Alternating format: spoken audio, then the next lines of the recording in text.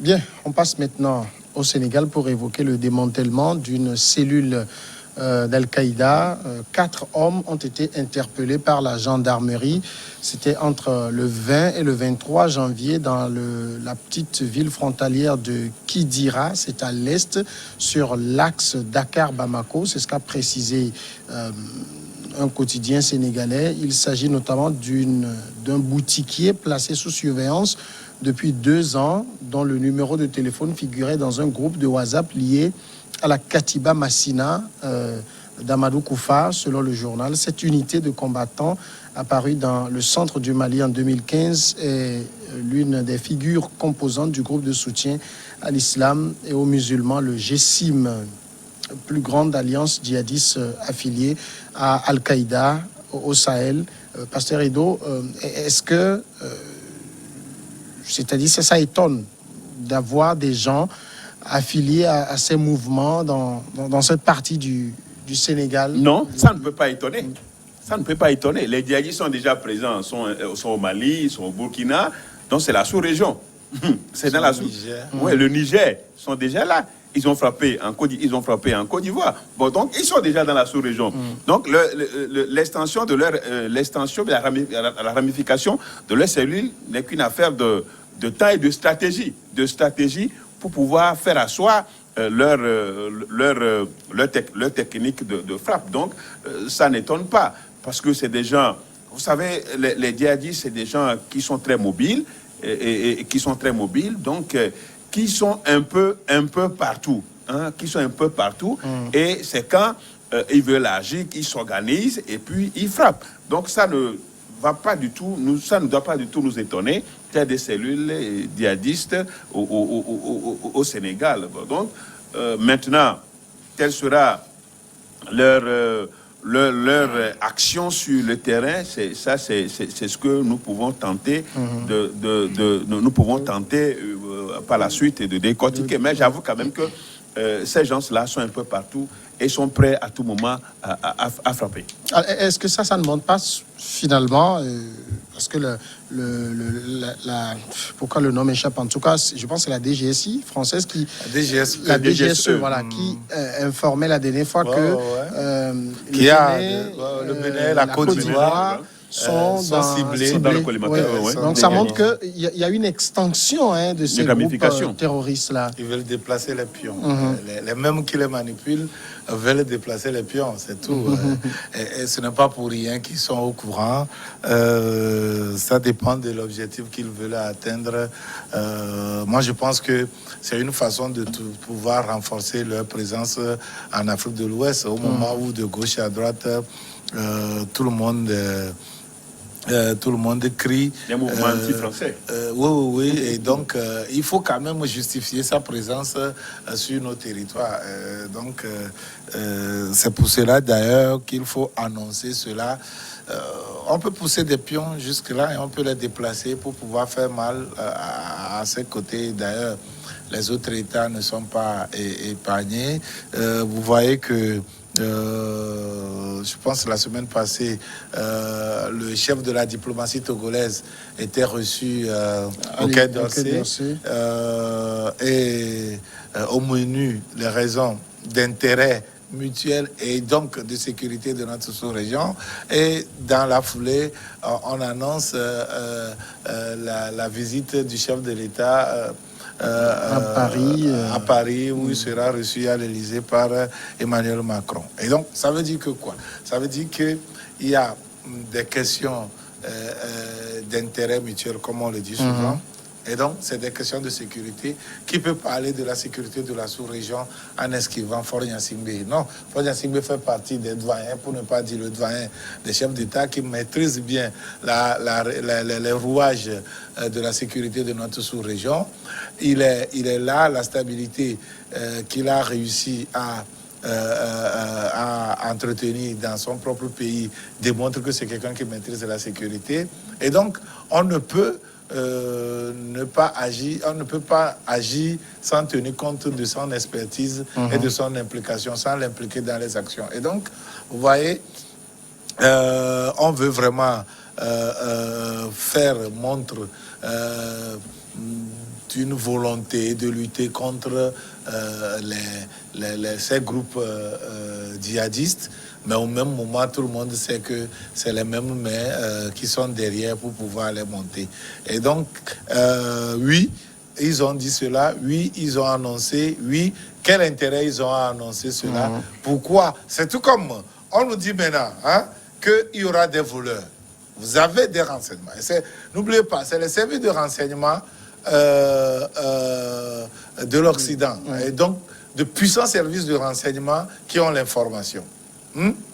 Alors, les plus grands muets, pour ne pas parler de la grande muette qui est l'armée, les plus grands muets, c'est les services de renseignement. Ils ont les informations, ils fournissent cela en secret pour prendre les dispositions pour contrer cela. Mais c'est ces services de renseignement qui sont amenés maintenant à parler, à ébruiter des informations secrètes qu'ils ont. Ça veut dire que quoi? Ils ne vont pas nous dire que c'est pour dissuader. Non, c'est trop léger. Ils ont plusieurs moyens pour dissuader. Ils ont plusieurs manières, d'ailleurs, à partir du moment où ils étaient avertis d'avance de les attendre de pied ferme pour les contrecarrer. Mais on préfère ébruiter cela. Et donc, moi, je pense que si on choisit l'option du bruit, c'est que on veut atteindre un objectif. Et cet objectif, c'est pourquoi? C'est pour jeter la peur dans le ventre, dans le cœur de ces populations-là, de ces dirigeants, pour leur dire que, le danger est là, mais nous n'avons pas les moyens suffisants pour pouvoir contenir ces dangers. Nous devons faire appel à ces mêmes puissances. C'est comme dire que le médecin qui a pu déceler la maladie, c'est lui qui a le remède. Et donc, une façon de les accueillir à doux bras pour pouvoir leur permettre d'assouvir leur présence continuelle sur nos sols et évidemment d'exploiter. Et ça ne va pas être sans contrepartie, avec les contreparties pour pouvoir faire quoi. Et donc, je me dis que c'est des pions qu'on veut encore déplacer simplement en voulant jeter cette peur dans le cœur des dirigeants et des populations de l'Afrique de l'Ouest. Alors, Pasteur Edo, selon, puisqu'on a retrouvé un téléphone chez le boutiquier, et dans le téléphone, on a vu des images de propagande d'Al-Qaïda, et les enquêteurs soupçonnent le commerçant qui, bien sûr, nie de recruter des Sénégalais pour le compte d'Al-Qaïda. Oui, le boutiquier là, ce n'est pas un bouc émissaire. Bien sûr que c'est un bouc Tout est émissaire. déjà, pour me permettre d'utiliser les termes de dimanche, les pions, c'est pour déplacer les pions. J'avais vraiment pensé, moi aussi, à ça. Parce que le danger est là. Et quand vous annoncez un danger, on vous dit, c'est comme si c'est un charlatan qui dit qu'il y a un danger. On dit, mais on demande quels sont les remèdes. Les Kémila tout douaro. Non, mais il ne faut pas dire, quand tu parles des dos, c'est comme si c'est moi. Ah non. Ici, c'est dos, c'est les jumeaux. C'est celui qui a compris le trou des jumeaux. Donc, on demande au charlatan qu'est-ce qu'il faut faire pour éviter le drame, pour éviter le danger. Et puisque c'est la France qui a annoncé, donc c'est à la France qu'il faut demander ce qu'il faut faire. Ce qu'il faut faire pour pouvoir anticiper et prévenir des attaques dans un pays ou dans un autre. Bon, donc, je crois quand même que c'est pour étendre l'influence des djihadistes au même moment de la France qui veut toujours nous garder, nous préserver dans son précaré. Bon, donc, ça ne doit pas étonner le Sénégal. Vous savez, le Sénégal, c'est qu'on le veuille ou pas, le Sénégal reste un pays quand même, un pays très important dans le dispositif de la France et de la francophonie et autres, dans la sous-région. Bon, donc si aujourd'hui c'est le Sénégal qui est menacé, qui est sous les menaces djihadistes, donc c'est pour dire que toute l'Afrique est désormais concernée. Et la France le fait parce que c'est le service de renseignement français qui est, entre guillemets, pour le détonateur, je ne sais pas dire le détonateur des informations, détenteur de ces informations-là. Et maintenant, il faut que tous les chefs d'État concernés, que ce soit le Bénin, que ce soit la Côte d'Ivoire, que ce soit le Sénégal, toute la côte, pour aller s'agenouiller devant Macron, hein, pour s'agenouiller devant Macron, pour dire il faut nous éviter ça parce que ceci, parce que cela. Et en contrepartie, ce sont nos ressources minières qui vont encore s'envoler, hein, qui vont encore profiter à la France. Donc, c'est tant que nous ne prendrons pas conscience de la situation que au sein de nos nations, de nos États, il y a des risques forts, hein, pour que nous ne restions, hein, des États fragiles. Bon, donc l'ennemi numéro un va toujours continuer par nous maintenir dans cet état. Et nous sommes dans cet état. Quand est-ce que nous allons parler du développement? Bon, donc les ramifications du djihadisme sont en train d'être étendues, et dans les prochains jours, ou bien soit on nous tend un piège, on nous tend un guet-apens, hein, c'est à Pont, c'est ça, la maison, on nous tend la maison, un appât pour que nous puissions, pour nous attirer, et éteindre, et étouffer même cette affaire-là, étouffer cette affaire dans l'œuf, un temps soit peu, pour dire que voilà. Avant votre question, s'il vous plaît, cela m'amène à une sagesse, hein, de la géomancie divinatoire. Vous savez, la géomancie divinatoire de la côte des esclaves, comme on l'appelle ici, le Fa que vous allez trouver dans les divinités Yoruba et Evé. Il y a 3 dimensions. Il y a la sagesse, il y a l'ésotérisme et l'initiation. Ces 3 dimensions, je pense que nous qui ne sommes pas les croyants du Fa, nous pouvons quand même exploiter la dimension sagesse qui quand même peut être accessible à beaucoup de gens. Et donc, vous savez, c'est ce Ekpele qu'on jette pour avoir le binaire de 8 là, pour les 16. Vous avez ça fait 16 villes avec 16 quartiers chacune. Et donc, ça fait 16 puissance 16. Et donc, dans ces villes, vous allez voir ça, et vous allez voir son quartier Oli. Et donc, quand vous allez, et quand on jette les binaires, là, les Ekpele, et vous avez ça Oli, ça veut dire, ça vous annonce, Ebelafima, il y a un trou là-bas, n'y allez pas. Et donc, c'est ce que ça dit, ça Oli. Et quand un charlatan ou un devin vient jeter ça et te dit, que ce soit en voyage, que ce soit dans tes affaires, que ce soit dans ta vie de tous les jours, on te dit que ce que tu veux entreprendre, ça, au lit, ça veut dire qu'il y a un trou là-bas et tu es obligé de combler ce trou avant d'aller. Si tu ne combles pas, à tout dos. Si tu ne combles pas ce trou-là spirituellement, tu veux avancer, tu vas trouver malheur en chemin, tu ne peux pas aboutir. Et c'est ce que ces puissances-là sont en train de nous faire. C'est de cette même manière qu'ils nous manipulent. Nous devons tirer sagesse de tout cela pour dire que on nous a fait oublier tout ça. Hein. Attention.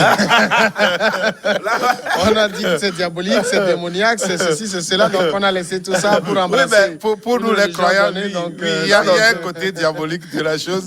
C'est pour ça que j'ai dit. C'est un côté diabolique ou mystique. Il y a un mystère qui n'est pas révélé. Vous savez que c'est diabolique, mais ils les ont amenés dans leur musée. Deux divinités, en tout cas deux entités peuvent vous révéler les mystères. Il y a les anges de Dieu, pour nous les croyants, qui peuvent vous révéler des mystères, et donc Dieu peut te révéler des mystères, et de même que les autres esprits que nous considérons comme des démons, ces esprits aussi peuvent te révéler des mystères. Et donc, mystère demeure mystère. Mais maintenant, ça dépend de ce qui te l'a révélé et la finalité. La finalité. Oui. C'est ça. Bon, non, ça ne veut pas dire c'est vraiment ce qu'on annonce. Comme tous, nous sommes convaincus quand même que ce n'est pas une surprise. Ça n'étonne pas. Ça n'étonne pas parce que, d'entrée, ceux qui manipulent et ceux qui financent, et ceux qui équipent les djihadistes savent très bien quel jeu ils sont en train de jouer. Et pour nous, c'est pour dire que nous sommes restés assujettis, hein, à leur hégémonie à tout moment, sachant que nous n'avons pas de moyens. ces moyens-là pour pouvoir nous défendre. Bon, donc, ils le font, et avec intérêt. Et nous aussi, nous tombons dans ces pratiques-là. Et, le cycle recommence. Et le cycle va recommencer comme ça. Bon, donc, c'est comme ils l'ont dit, j'espère quand même que, moi, tout ce qu'on peut souhaiter, c'est qu'on ne laisse pas cette cellule-là développer et frapper encore, faire des victimes innocentes. Nous, c'est ça. Au moins, si ils veulent, ça ne serait que les ressources minières, ils veulent avoir, ils n'ont qu'à avoir leurs ressources humaines et laisser aussi les pauvres Sénégalais, les pauvres Africains, au moins vivre au moins de leur champ. Vivre au moins de leur champ et prier qu'il y ait la pluie. Pour que nous puissions au moins manger, c'est tout. Puis on est resté là. C'est tout à ce à quoi nous sommes destinés. C'est tout ce à quoi nous sommes destinés par rapport aux puissances occidentales. Nous sommes destinés à ça. Voilà, on aura le temps de revenir dans d'autres débats sur ce sujet. La pause et on revient pour le Togo.